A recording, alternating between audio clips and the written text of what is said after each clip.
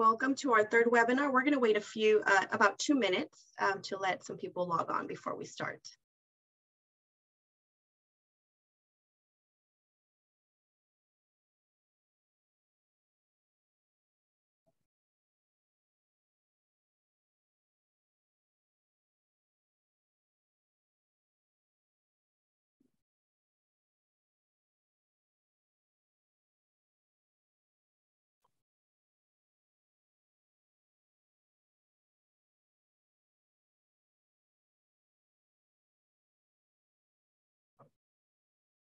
Hi, everyone. We're just waiting about a minute more before we start to let some more people log on.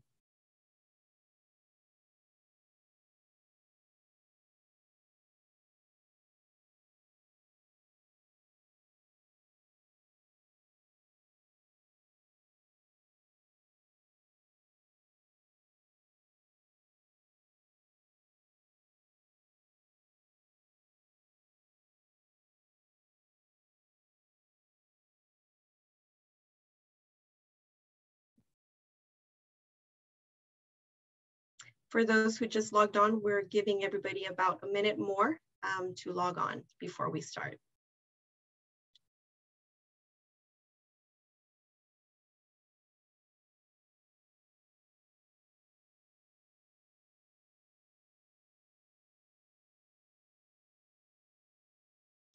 Okay, we're going to go ahead and get started today.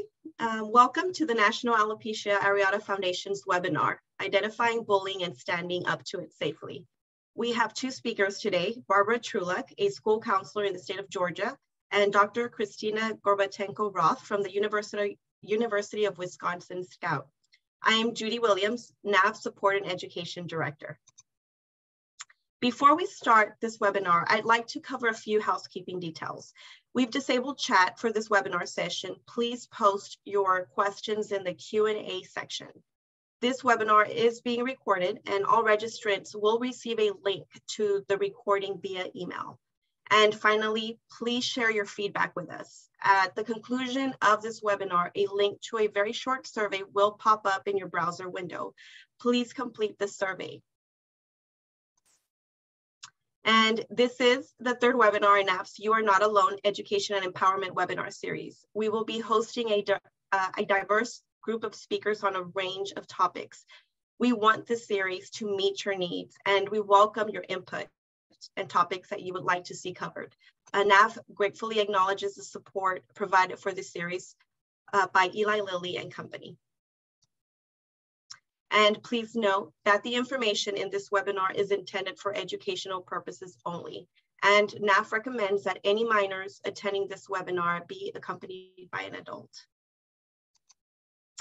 And before we begin today's program, I would like to tell you a little bit about NAF and our mission. The National Alopecia Areata Foundation is the leading advocacy organization for alopecia areata, and it's celebrating its 40th anniversary this year.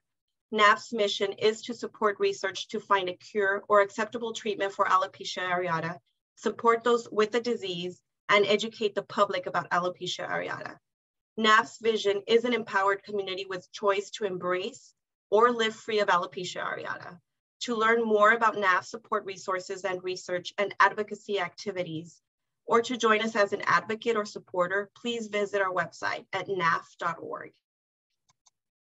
And now on to today's webinar, Identifying Bullying and Standing Up to It Safely. It is now my pleasure to introduce you to our two speakers. As a middle school counselor, Barbara Trulak specializes her practice in the field of stress and anxiety management with an emphasis on teaching students stress coping skills to build resiliency. She is the 2018 Cobb County Middle School Counselor of the Year, 2019 Georgia School Counselor of the Year, and the 2021 ASCA National School Counselor for the Year Top 5 finalist. And Dr. Gorbatenko-Roth earned her PhD in counseling psychology from the University of Iowa and is a licensed psychologist in Minnesota. She specializes in researching and treating the psychosocial outcomes of alopecia areata, for which she has received multiple research awards, grants, and fellowships, professorships. A big thank you to both of you for joining us today for this very important topic. I will now turn it over to Dr. Gorbatenko-Roth.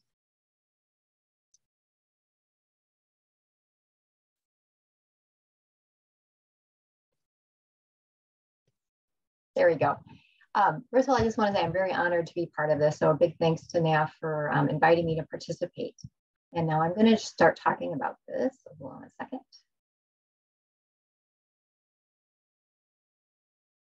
All right. So we know that bullying is a dangerous problem for youth in general. And unfortunately, those who lose their hair or have skin conditions can be easy targets. So what I'm going to be spending about 5-6 minutes discussing is, what do we know? What do we know from the research regarding bullying in terms of alopecia areata? Well, let me just tell you right now, sort of a spoiler alert, we don't know that much. There's just not that much research out there.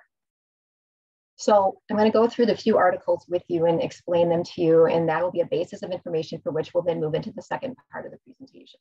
So in 2017, the most comprehensive study on alopecia areata and bullying in pediatric patients was done. And this is an interesting study where they actually included patients from 5 to 19 years of age. There was a total of 27 adolescents that were involved, and then 64 parents, and those parents would have been parents of any patients between the age of 5 and 19. The interesting thing to find or to note is that 23% of them reported being bullied.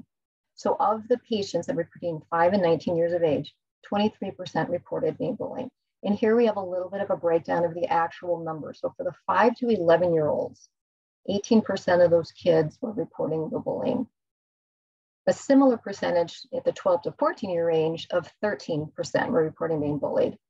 And it jumps in at the adolescent age of 40%. Now, an interesting thing to notice, though, is in this article, I'm not sure, they did not tell us exactly how they define bullying, but they also asked about how much do other people notice or comment on their alopecia areata, and here you can see the numbers are much higher. So there might be people who don't consider it bullying, but they still are receiving potentially some negative comments from other people regarding their hair loss.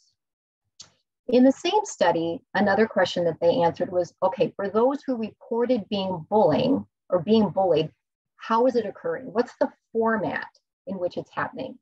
So again, they broke it down with those 3 age ranges, and we see that for the 5 to 11-year-olds, 67% of those, not 67% of all of the people, but of the people who reported, the 5 to 11-year-olds who were reported being bullied, 67% of them endorsed they incurred as in terms of physical bullying, verbal or rumors, and exclusion threat was 17%. The 12 to 14-year-olds, thankfully the physical went away, but the verbal became 100% of them said they're receiving the verbal bullying and 50% rumors. And then the 15 to 19-year-olds, we see verbal drops back down to 50%, but now this is the first time we see the online bullying occur. Now, again, there was a 2017 study, that was a while ago. The rates, Barbara will probably talk about this later, the rates are probably will increase with that, but an exclusion at 25%. So just a little bit, I know it's a lot of data, but just taking in a little bit that, the different types of bullying that is occurring in terms of the format. Now, another question was who is receiving the bullying the most. They found that boys actually were endorsing more frequency of bullying than girls, but that was predominantly in the physical area. That's really where the difference is occurring. And now here's another question for you. And if I were live, I would ask you guys this. What do you think the relationship is with the alopecia areata severity and bullying? You think the bullying is occurring more for people who've lost all their hair, the universalis or the totalis, or the people who had less? So again, if I were in a classroom, I would ask you what you think. And the answer, that surprises a lot of people, is that the people who have the more severe disease are actually receiving or endorsing or saying they've received less bullying than people with a milder disease. All right, here's another study that was done in 2015. And this one, they took 150 pediatric dermatology patients that were attending the clinic. Some of those patients had alopecia areata, not all of them, 150, but some of them did. Of those who had alopecia areata, 13% of them between the ages of 18 and 19 admitted to experiencing bullying. So now you might be sitting there and wondering, well, 23% in one study, 13% in the other. Is this the actual correct number of bullying that's occurring in alopecia areata youth? Well, the real frequency may be even higher. Now, why would that be? Why would people not admit to being bullied? Well, often there's a fear of shame or being intimidated. There's also, I think, with alopecia areata, a self-stigma that's going on, and I've seen this in some of the clinical work, is that they're saying, well, it's not that I'm really being bullied, they're just stating the truth. I am a whatever it is that they're being called. I am a mutant, I am different, I do look weird, or whatever it may be. And then the other thing is, in a real world setting, there might be fear of making it worse if they actually do report. All right, now what about the consequences? Since we know that there is some bullying going on, so what? What's the importance of this? Why should we be paying attention to it? Well, here's a 2008 study, and this was a qualitative study where what they did is they actually had 62 interviews in depth of people who are skin disease patients. And this is from the ages of 13 to 73. Now, unfortunately, none of these were alopecia areata patients, but they were all patients that had noticeably, visibly, could be disfiguring types of conditions where people could see their illness. And what was interesting is that out of the 62 interviews, if people reported being teased or bullying due to their skin condition, then they were almost saying, yes, almost all of them, it negatively affected my self-consciousness, my self-image, and my self-esteem. So given the numbers, given the consequences, now the question is, what are we doing about this? How are dermatologists addressing bullying? And here, again, we don't have a lot of information, but here was a 2015 study that was done that, again, it was one that I reported on earlier, but they also asked those 150 pediatric patients, again, some who had alopecia areata, did your provider ever ask you about this? Now, I don't know if this was just dermatologist providers or any medical provider, but did your medical provider ask you about bullying? And only 13% ever say that they remember somebody mentioning it. However, 16% are expressing a desire for more help coping with their bullying. Now, the good news that I have to tell you is that in 2020, there was an educational article that came out in the Dermatologist, and it was a provider, sort of a primer for dermatologists, so a heads up. There's bullying, if skin diseases are related to bullying, this is what you can do about it. Here's how you talk to your patients. It's encouraging more dialogue with the patients, and it also provided a lot of resources. So I have the link for you here. This is something that I highly suggest that you look at, especially if that's some information that maybe you want to bring on to other people within the schools and things like that. There's some information there.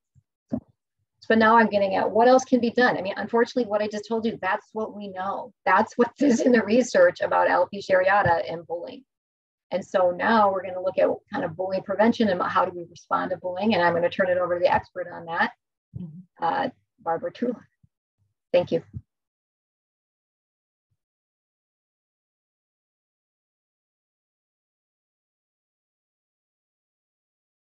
Hi, everyone. I'm so honored to be here today and tonight with all of you. As a national speaker, and one of my passions is helping students with stress and anxiety. I know when NAFT reached out to me about being here tonight, I absolutely said, this is something that I want to do for many reasons. I love being a school counselor. I love supporting my students, especially those that are struggling. But I also struggle with alopecia as a result of autoimmune thyroid disease. So it's something that's very near and dear to my heart. So I would like to talk about supports that schools, have in place, and really, as your students' advocate, you are the parent, and to what you should be doing to help support your students in the school setting if they experience bullying. So let's get started with why this topic is so important. We know that we send our kids to school to learn, right? And so we send our kids to school to achieve. And achievement is really the goal of education. But when we have barriers in the way, stress, anxiety, experiencing bullying, that can really get in the way of a student's achievement. It can affect their attendance with school avoidance. They may not want to come to school if kids are making fun of them. It may affect their behavior in the classroom, especially our younger kids. It can affect self-esteem, and we know that directly affects your mental health. And then also wanting to feel safe. I want to come to school. I want to feel safe. I want to feel included. I want to feel that this is a place that I want to go to every day. So really important that our students have the skills to really face any challenges that they have at school, because again, we want them to achieve. So we talk to our students about what is bullying, and it's important that they understand the difference, because when we talk to students, especially in the school counseling office, we want to know the severity of it. What does that conflict look like? What is going on? And we teach our students about bullying, and it's important to know that everything is not bullying. So when we talk about rude, right, we teach kids there are just some rude people, right? Whatever comes in their head comes out their mouth. And so we teach them the difference between rude, mean, and bullying. So rude is when someone says or does something unintentional. So a student might be wearing a head covering or a scarf or a hat, and a student might say, "Why do you get to wear a hat when none of us get to wear one?" Well, that's not really bullying. What that is kids are curious and they ask lots of questions. So we might explain to a student, or help them with a response to if a student asks them something like that. And then there's mean. That is intentional and hurtful if someone says something to someone else. And then what is bullying? Bullying is intentional, hurtful, over and over and over again. There's a pattern of it. So knowing the difference between rude, mean, and bullying is really important. Also understanding the signs of what bullying looks like and what the results are of it. It could be unexplainable injuries.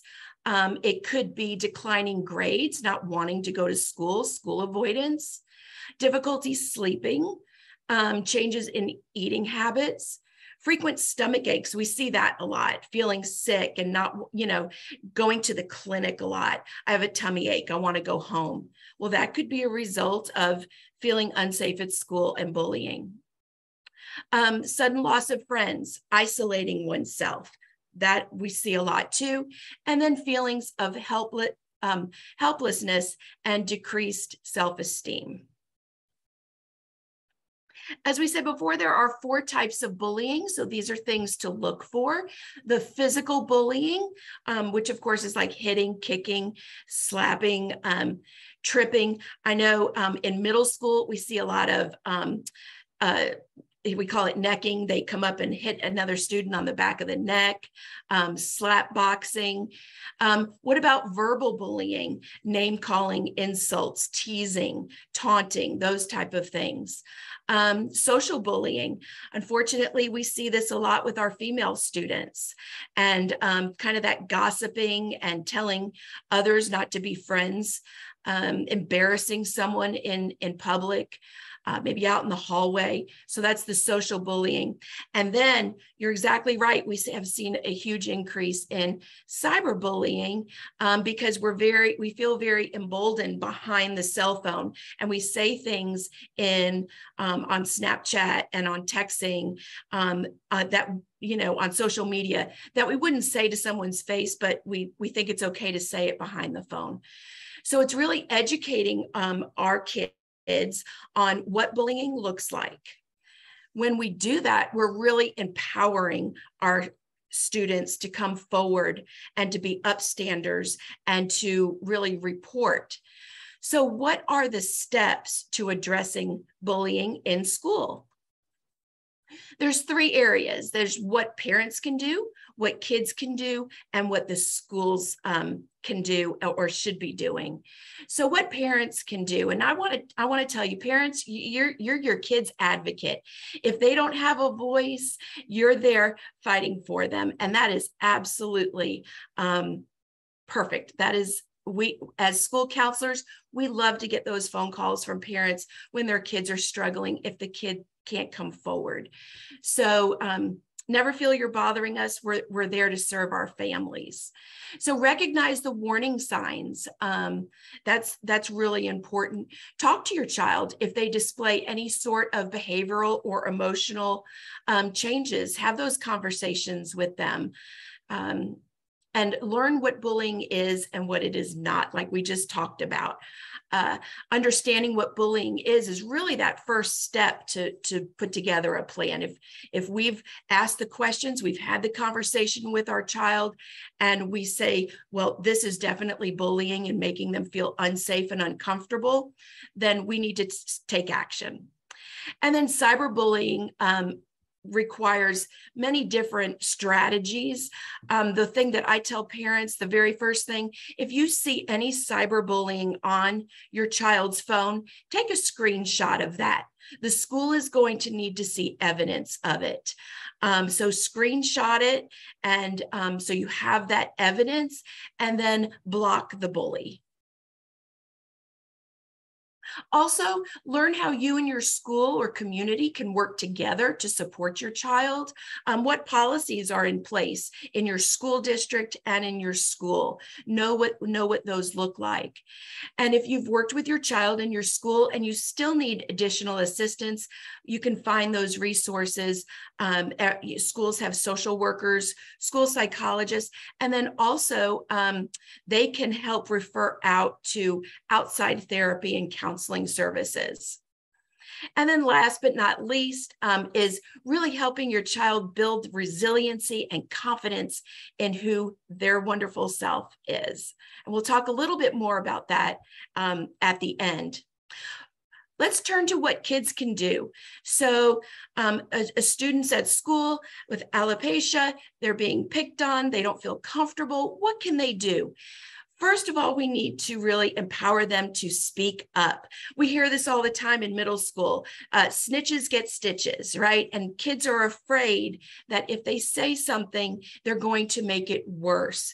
But really help your child identify who those trusted adults are in the building that they can go to. Is it a special teacher? Is it a coach? Is it your school counselor? Maybe administration, but find out who they can talk to about it. Again, the kids can be very familiar with what bullying is and what that looks like. We tell kids while we're working out a situation with a bully, avoid that bully. Just try to stay away from them. Let the teacher know. Maybe that's moving to the other side of the room, sitting in a different desk, getting yourself away from that person. Act brave, walk away and ignore the bully. That is one of the most important things to do. If a bully thinks that they have got you, they upset you, you hurt them, it really a lot of time emboldens them to continue. So we say, put those blinders up and walk away and go tell a trusted adult. Another important thing is to grow your friendship circle. You know, that is so important. Kids who feel that they're not alone and they have their friendship circle to help support them is so important. If your child is having difficulty making friendships, really foster that at home. Ask them maybe to have a friend over, have a play date, get involved in school and school activities, and also after school activities really help build that friendship circle and build that self-esteem. After school activities and sports are really so helpful to not only building that friendship circle, but giving your child confidence. And then what can schools do? Definitely schools need to stop the bullying on the spot. Again, this is a national webinar. I don't know of any schools that I've ever worked with that does not have a bullying policy in place. Most school districts do, schools do. So when a child is being bullied and it's reported, the school needs to put that anti-bullying policy into place immediately and really address the situation right away. Don't let it get worse. Don't let it foster. Separate the kids involved when, especially, in my school, we look at students' schedules and see if there's conflict between certain groups of kids. then we will reschedule them into other classrooms and get them away from a bully. So responding really quickly is so important. And it's important for the adults in the building to stay calm and reassure the students that we're here and that we hear them, that we see them, and that we are going to take action. So that is really important.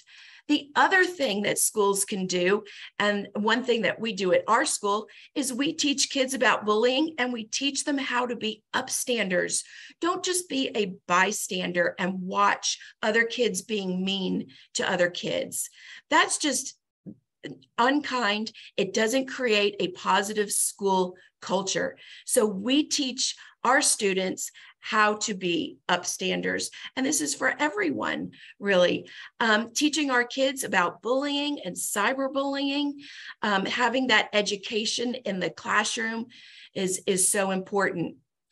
And teaching our kids what the school policies are. I know at my middle school and in our school district, all those school policies are all printed in the students' agenda so they can read them and they know that there's policies to support them. So again, empowering them to come forward. And then so important is that schools teach respect, they teach empathy, compassion, and inclusion. Creating that school culture of kindness is so important. Disney has a brand new program for schools coming out, teaching about kindness. In my school and in our school district, we participate in the Great Kindness Challenge every January, and also random acts of kindness. So really creating a culture where everyone feels included and supported. So those are so important for everyone. So that's to help parents and students, what they can do, and schools. Let's take a look now at what the difference is between an IEP, a 504, and a healthcare plan. We get lots of questions in our school counseling office about this. And, you know, in education, we love using acronyms. We love shorting everything up. And we use this lingo and this jargon that parents, you know, just are curious about but may not understand. What is an IEP? What is a 504? Well, IDEA is the Individuals with Disabilities Education Act, and it supports students in the school who have disabilities and may need extra support. So it is a federal law. Now, students struggling with alopecia just alone may not need special education services, but I want to explain the difference because so many times we have a parent come in and say, well, I want an IEP, when really they mean a 504 or a healthcare plan. So an IEP is an educational plan that students have to qualify for through your special education department. So most of the time, this is for students with learning disabilities. It may be a child with autism. And so a really intense educational plan needs to be put in place to support their success in school. So what's the difference in a 504? So a 504 is something, is a plan that is put into place that levels the playing field. So if a student has a disability, for example, alopecia, or they might have diabetes, ADHD, and they need some extra accommodations and extra supports in school to level that playing field, then you can, it is your right to ask for a 504. With a 504 plan, you do need to provide medical documentation. It can be a letter from a doctor. And again, I do want to say this, every school district has different rules that kind of and procedures around this. So reach out to your school administrators, reach out to your school counselors, reach out to your special support administrators, because they're the ones that can really explain this of how it looks like in your school and your school district. So I'm kind of giving you the umbrella of what this looks like. But so a medical documentation is usually needed for a 504 plan. And your student may just need a few supports to put in place to help them be successful. And then you have an individual healthcare plan. And this is just a plan that is put into place that educates the clinic, the school nurse, and the teachers if a student has a medical need or medical issues that everyone needs to be on board. So all of our students with diabetes, for example, need a healthcare plan. So, and our students with the alopecia don't necessarily need a healthcare plan, but a lot of times we'll need a 504 if a school has a policy that, like, for example, a head covering or a hat. If their policy is that no students can wear a head covering or a hat, you can ask for accommodation for your child to be able to wear that at school. But again, at our school right now, we have 3 students with alopecia, and 2 want to wear a head covering. And really, they don't have an IEP or a 504 or a healthcare plan. We just advocate as a best practice. And I sent out an email to the students' teachers, and the teachers are so wonderful. And they said, of course, administration gives approval, and we didn't need any healthcare plan in place. So again, these are the differences. So I think it's important to know those and what your rights are and what you can ask for. And finally, just working with kids, building that resiliency and building confidence at the end of the day is what is going to support them long-term. So let's look at some of those protective factors and what they look like, right? Parent resilience. Parents, parenting is a hard job, but we love our kids so much, and we want the very best for our kids. So when parents are resilient, then kids can be resilient. Our kids learn from us. We model that resiliency and those coping skills. So when we model all of that for our kids, then they start to learn from us. Social and emotional competence. These could be, let me go grab a quick drink of water. These are all teaching our kids great stress coping skills, stress management, anxiety management, how to turn that worry brain off, that social, emotional, interpersonal learning. So important for their development. And really, those are lifelong skills. Concrete support in times of need, so important as a protective factor that our kids know that there's a safety net that we can throw out if they're struggling. So whether that's coming to your family, and again, going back to those trusted adults in your life. Knowledge of parenting and child development. Again, understanding the different phases of development of life. Your elementary child is going to have very different needs than a middle school child, than a teen. And then those kids going off to college, I say that's adulting with training wheels. So understanding each phase of how a child develops is important. And then those social connections, back to those friends, especially when your child is in the adolescent and teen age, those peer connections and social connections are so important. Boy, did we see that during the pandemic and school closures. Our kids missed some critical time there to develop those social skills with their peers. So we're kind of playing catch up right now with that. But those developing those friendships and those connections are important. And then last but not least, tips for helping manage kids' stress. These are my top 10 stress busters that I teach in my Stress Busters program. So number one is to, and again, this is supporting that resiliency, building that resiliency, but exercise and getting outside, right? It really does break my heart when I hear so many kids go home and sit in their room behind a screen all afternoon, all evening, and they don't ever get outside and get active. Teaching kids to be problem solvers, so important. How to problem solve. If they are being bullied at school, what do those steps look like to help problem solve that? So we need to help teach them that.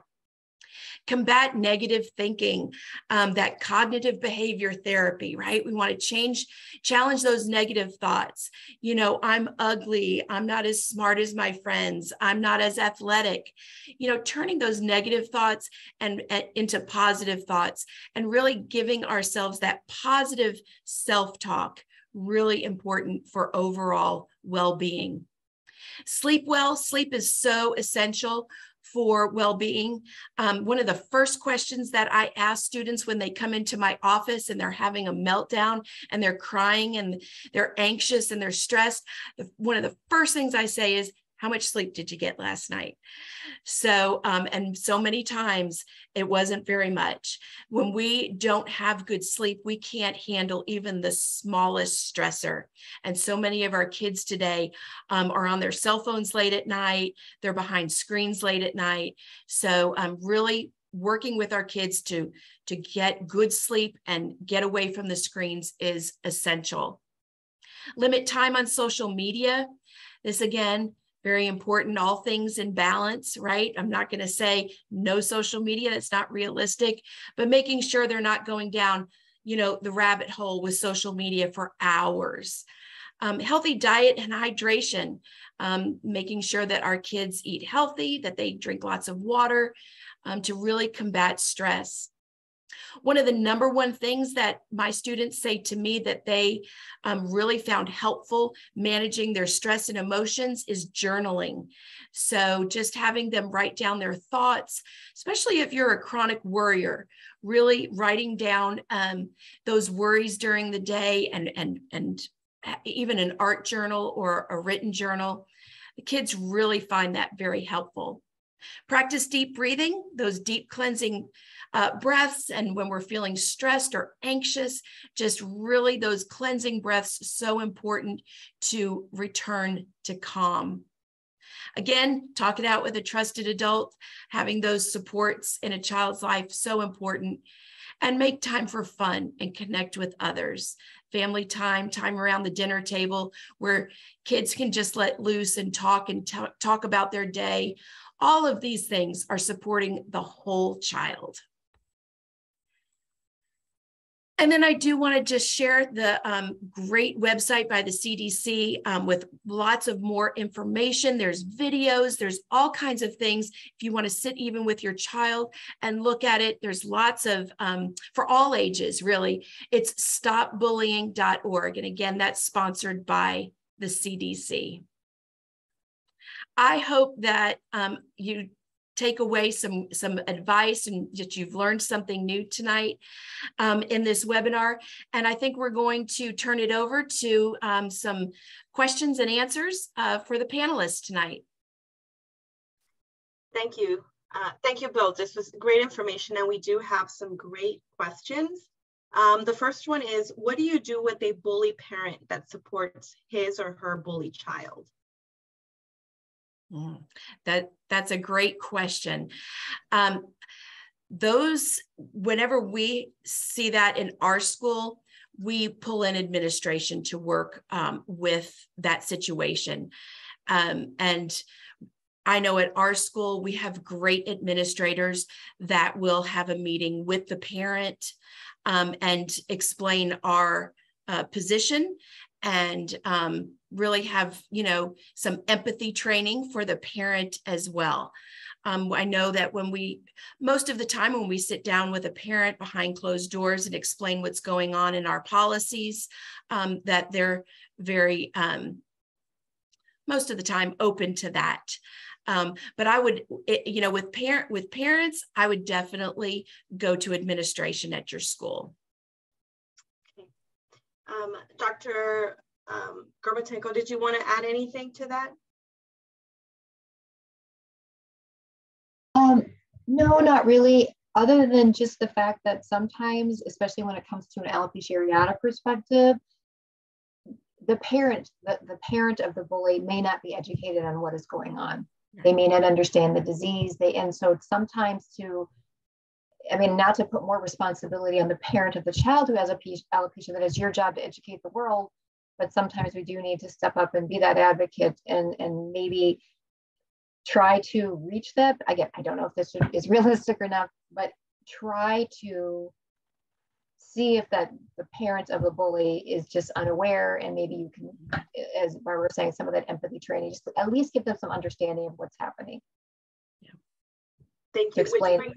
Which brings me to another good question with what you're mentioning. Another question was, what do you do when the bully is an adult, such as a coach in this case? So the child is on a team, like a team, for example? He is on a team. He participates in baseball, and he's having difficulty with the coach having to wear some type of band for his sweat for safety purposes. And how does he go about with that? Yeah. So I think it goes back to what we said. It's some empathy training for the coach. I know as a parent, if that was happening to my child, I would ask for a sit-down meeting and explain to them, the disease and how it's affecting the child.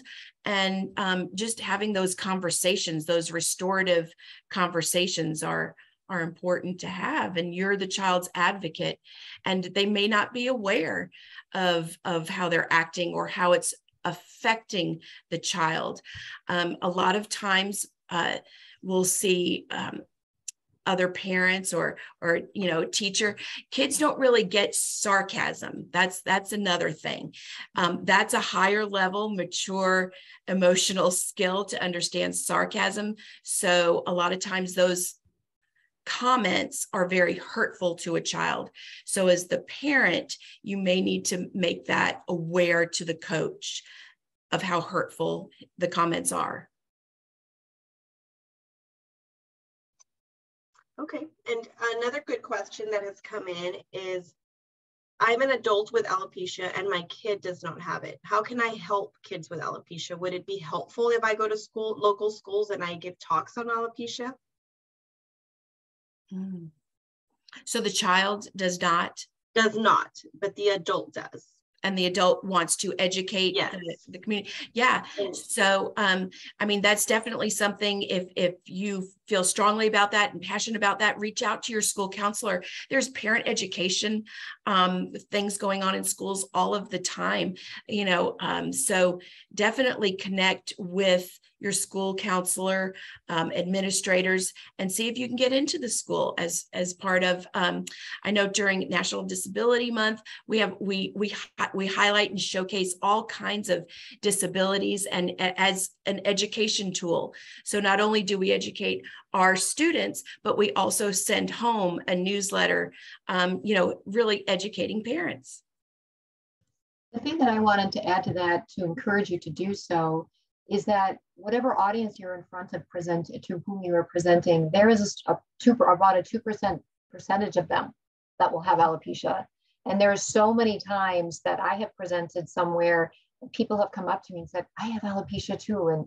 And it's sometimes they keep it a secret. And so just to see a person who felt comfortable with the disease and confident and being willing and open to talk about it, I think would be a great role model for a lot of people who maybe don't feel that way. Another question is, can you apply for 504 in a private school? Oh, that's a good question. So you would need to go to your, at 504s are, because they're federally funded, so that would be developed in the public school, but it is your right to go to your public school, which you are zoned for, and ask for a 504 plan to be developed. And then you can take that plan to the private school. We do that quite often. Here's a good question for both of you. What do you do when your child with alopecia does not want others to know she has alopecia? She wears hair toppers and wigs, and it is possible someone will realize it and say something. Mm-hmm. Yeah. Kiki, you want to start with that one? Sure. Yeah. I think that communication with your child is extremely important, and really listening to your child and where they are currently at in terms of how much they want to share about their alopecia. I also would say, look at their behaviors. Is that functional for them? I mean, if they're doing that, but they're having a lot of distress because of trying to, for lack of a better word, hide it or cover it or not let people know, that might be a different situation than a child who says, I'm okay with it. It's working for me. And so just one of the things we have seen in some research is sometimes there's a disconnect. The parents are very and rightfully, understandably concerned about what's happening to their kid, especially from a developmental perspective. But if you have a 7 or 8 year old child, and again, I don't know how old the child is here we're discussing, but that kid is saying, I'm really okay with this right now, and it's sort of working for me. But the parents thinking about moving forward and when they're in adolescence and what might happen is just try to remember that it's a developmental process. As these kids are going to develop, they're also going to develop how they might change and want to show or not show or cover their hair loss. And so just to try to be on that same page with the student, but again, make sure that you try to assess, is it working for that student? So if it's working for them, don't make it a problem by trying to get them to do something else, because now it's another problem on top of the alopecia, which actually might not be a problem for them at the time. Again, it's knowing what those developmental stages are, especially when students, kids get into middle school. That is such a time of when they're developing their identity. So they might be more comfortable talking about it when they get to middle school. I think always respecting what your child wants is really important. And then the other thing is role playing at home answers to questions, because like I said, a lot of times kids things just blurt out of their mouth. They're curious, they ask questions, and practicing with your child some, what they want to say, should another student say something about it, and being prepared is really important. Okay, another question is, my child has alopecia. He is being bullied, and I contacted the school. The principal called back and we discussed awareness, and I mentioned school-aged videos that explain alopecia for school-aged children. The principal said that she will have to call me back because it's the first time they encounter something like this, and she will have to discuss it with administration. What else can I do? Mm-hmm. Mm-hmm. So, in schools, there is a chain of command, and if something is new, they do have to go through the channels to have it approved. But so that certainly should be something that I wouldn't see why a school would not want to educate their population as to this disease, especially if they have students in the school that struggle with it. So I think it certainly would warrant a follow-up and keep following up and ask the principal, have you heard back? What can we do to help educate our students? Actually, I have a question, Barbara, as a follow-up. In that situation, if the principal came back and said, no, we can't do that, do you think it would be appropriate for them to then say, well, okay, but I would like to talk to the administration, and maybe it's educating them as well? Right. Educating the upper level administration that's telling the principal that it's not going up the chain of command. Yes. Yeah, that's certainly, you're right. I mean, within your school district, absolutely. Again, you're an advocate for your child. I don't think asking to educate your school community on something like this is unreasonable. So, there's always other people that you can call. Mm-hmm. Okay, another question is, what is an example of a good I statement children can use? I love that. When we talk to our students in our office, empowering them. Those I statements are, and I'm very proud that a parent knows that. That's great. Those I statements. If someone says something to you, we teach the child not to say, you did this and you did that, because that puts the other person on defense. So when we're teaching empathy and compassion, we role play that. The student says, I am very hurt when you say that to me. It makes me feel bad about myself when you make fun of me. Those I statements are much more powerful because, again, you're playing to the other person, the other bully or the other kids, hopefully empathy and compassion. Maybe they didn't realize how it was making you feel. So we teach I statements. They're much more helpful in conflict. And here's another good one for both of you. Is it possible to go deeper about self-stigma? I always promote any kind of acceptance in my family. Is it wrong for my daughter with alopecia totalis? I'm sorry, could you clarify that? Is it? She says, I'm an adult. I'm sorry, is it possible to go deeper about self-stigma? The parent always promotes any kind of acceptance into her family. And is that wrong for her daughter with who has alopecia totalis? So is it wrong to be promoting acceptance?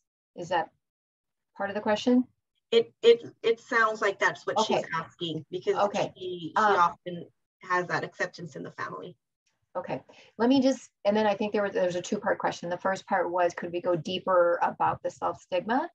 And so we just, working with Dr. Hrudinsky, a collaborator of mine at the University of Minnesota, we had gathered some data that we will hopefully be reporting soon that talks about the fact that self-stigma is one of the areas that seems to be, it's a specific type of psychosocial consequence that adults with alopecia areata have. We don't know if that's what's happening in children. I would assume that it is. But self-stigma basically is something that we do see it. So the first answer is yes, we do see it. And it's an important component of psychosocial functioning and distress that adult patients with alopecia areata report. The second part about acceptance, we also see a lot of research in the health psychology field that acceptance is greatly related to positive psychosocial functioning. So the more you can accept your health condition and live with it, the more benefit you will see in your psychosocial functioning. So your quality of life, your engagement in your work or other social activities, things like that. So if your child wants to accept it and is comfortable accepting it, or helping them work through that acceptance, and if they have accepted it and they're okay with that, and their life and they seem to be doing pretty well in their life, then I would say absolutely support that. You might also have, if the question is, if you might have you have basically three scenarios. You have one scenario where the kid's okay with it and tells the parents, I'm okay with it, I've accepted it, and the parents say good, and then they support that together. Then you'll have a situation where a parent says, you need to accept this, just accept yourself, love yourself as you are, and stuff like that. And that's wonderful. But if the kid is struggling a little bit, they might need some more help with some of those things that would make them feel better. For example, if there were some head coverings or something like that they could use, like, what is it that child wants? And then it can go the other way, where the child is saying, I really accept this. And we see sometimes the parents are like, no, we need to cover it. We need to treat it. We need to, and that. So it all boils down against communication to me. What is it that the kid really needs and is expressing? And the parent trying to match that and recognize when is it the parents need maybe more than the child's need. So I'm not sure if that answered the question. I'll take a follow-up if I have not. Here's another good one. My daughter has alopecia. She was a ballerina and a soloist in the Shreveport Metropolitan Ballet. But after last year, when she lost most of her hair and not getting empathy from her ballet teachers and having to paint on makeup for her hair, she quit. Mm-hmm. She decided to shave her last pieces of hair, and she's been wearing wigs. But this has been difficult on her too. But I have been supporting supportive and loving, but it has caused depression. How do we deal with the depression? Mm-hmm. Yeah, that's really hard, especially when something you've worked so hard for, and a piece of your identity, all of a sudden you stop. We see this especially with athletes too, when they're not involved in their sport anymore, they can experience depression. Definitely seek medical attention for depression. You can start off with your family doctor, your medical doctor, but also a therapist or a psychiatrist or psychologist. So, you definitely want to get help for depression. Talk therapy, medication, the combination of the two, research shows is definitely the best way to combat depression, but you need to seek medical attention for that. And Kiki, I didn't know if you wanted to add to that. Well, I just support everything that you said. And I would also hope that maybe there are other ways, in addition to that, like definitely seek that medical attention. In addition to that, are there other ways in which your daughter can start to engage back into that activity that she loves? Are there other organizations? Are there other places? I know sometimes that's hard when they've been through such a traumatic experience. I mean, that's effectively a traumatic experience to me of what your daughter had to go through.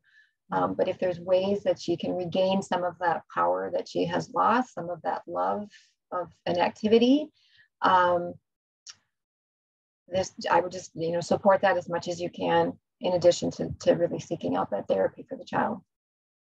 And I'm just really sorry to hear that is how they responded to this. And enough said. And we're running out of time, but all of them are great questions. So there's we have time for just one more, and very quick. There are not many children's books regarding alopecia, especially for the Black and the Brown community. Any suggestions? Representation is so important. Gosh, thank you for bringing that up. I actually know several children's book authors, and you just sparked a big aha moment for me. My sister is actually a children's book author. I also know several counselors that have written great books on all kinds of things related to school counseling. So you know what? I'm going to reach out to them after this webinar. Thank you for that. The one thing that I would also add is, and I think the NAF organization could help you get in touch with these individuals, but there is a group of women, brown and Black women that have alopecia that have sort of started, they have their own sort of smaller, I don't want to say smaller support group, but more of an informal group. And they might have some good suggestions for you as well. I unfortunately do not, as far as specific books. One thing that I've shared this before, but one of my interesting things that I've noticed is that it's really the only thing that is sort of okay for books and plays and social media or mass culture sort of to make fun of is baldness still. Mm-hmm. And I hope that is something that changes. So that would be great if we could get some of those authors, get some authors to write some of those books. Yeah. No, I'm inspired now. That's awesome. All right, well, thank you so much for all of those great questions, and thank you for giving us the opportunity to answer those. And we're out of time, so I wanted to end this with thanking everybody for your time, Barbara and Dr. Gorbatenko. It's been delightful, and I want to share, please share your feedback on this webinar. A survey link will pop up, so please, it'll be quick, but it'll help us with making sure that we have all of the information and that we provide you with all of these very much needed webinars and with the topics that are important to you as a community. We also want to let everybody know that it is time to register for our next upcoming webinar in September. You can go register now at naf.org/webinars. It is navigating prior authorization and insurance appeals for wigs, cranial prosthetics, and medications in alopecia areata. And then we also have Our upcoming webinar for October, Pediatric Alopecia Areata, a treatment update with Dr. Brittany Craiglow. Registration will be coming soon at naf.org /webinars.